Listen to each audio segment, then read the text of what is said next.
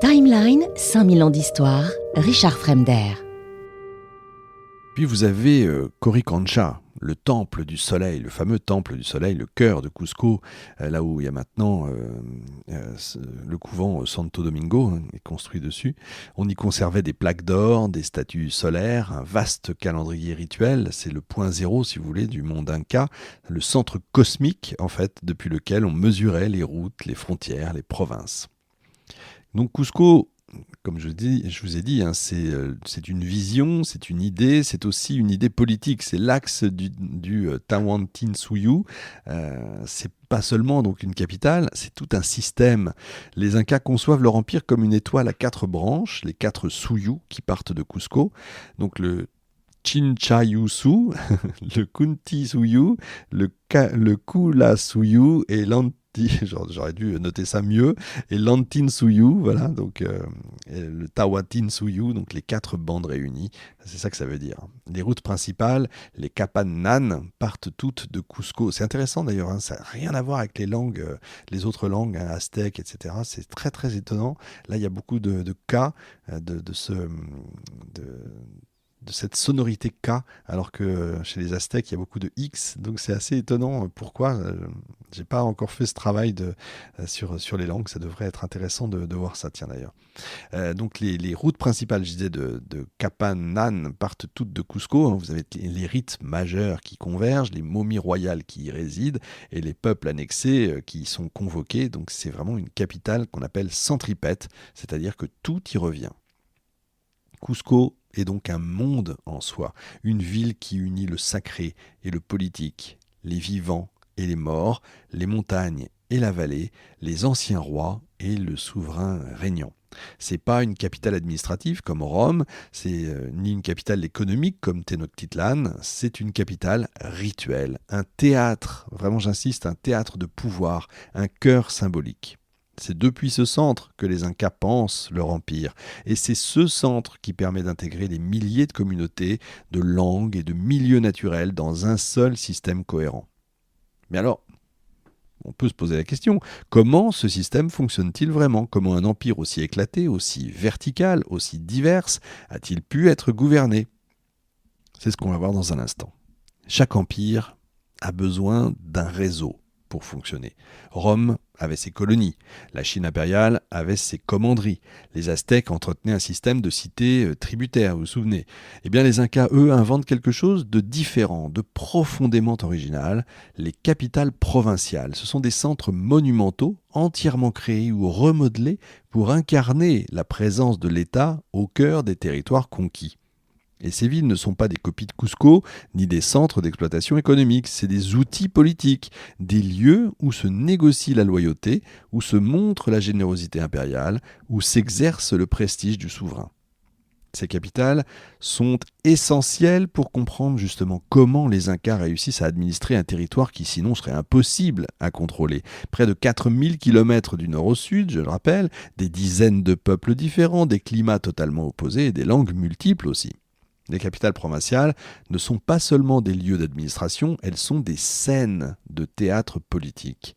Les populations soumises y voient pour la première fois l'architecture inca, l'ordre cérémoniel, les prêtres du soleil, les garnisons, les greniers d'État, les canaux monumentaux. C'est un peu une manière de dire voilà ce qu'est le pouvoir inca, voilà ce qu'il apporte, voilà ce qu'il exige. Certaines capitales sont totalement nouvelles. D'autres sont bâtis sur des centres politiques plus anciens, on réadapte, et les Incas s'adaptent, eux, selon les opportunités locales. Elles reprennent le modèle de Cusco, mais dans une version simplifiée et adaptée. On ne reprend pas le plan, etc. Vous avez quand même une grande place centrale, rectangulaire, souvent immense, dédiée au rituel. Vous avez des canchas, c'est des maisons rectangles autour d'une cour, dont je parlais tout à l'heure, pour les nobles locaux. Un temple du soleil, bien sûr, ou en tout cas un sanctuaire inca. Les maisons des prêtresses, on appelle ça akla. Des ouvrages militaires pour la garnison.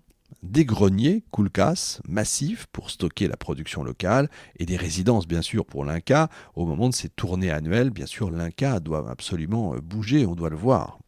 Ces capitales sont pensées pour impressionner, pour ordonner le territoire autour d'elles. C'est des nœuds logistiques, politiques et religieux. Les Incas ne laisse pas donc des provinces sans surveillance. Dans chaque capitale provinciale, on trouve un gouverneur qui représente l'Inca, des scribes du Quipu qui sont chargés des registres, des prêtres du soleil qui sont garants bien sûr des cultes impériaux, une garnison parfois modeste et parfois immense selon que le peuple est ou non intégré.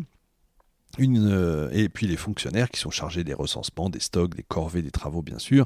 Le gouverneur n'est pas un administrateur indépendant, il fait partie de la cour élargie de l'Inca, il lui est personnellement redevable, donc ces capitales sont autant de lieux de gestion que des postes d'observation. C'est depuis elles qu'on surveille les alliances, les tensions, les éventuelles rébellions, et contrairement à d'autres empires, les Incas ne s'imposent pas uniquement, vous l'avez compris, par la force, ils s'imposent par ce qu'ils apportent.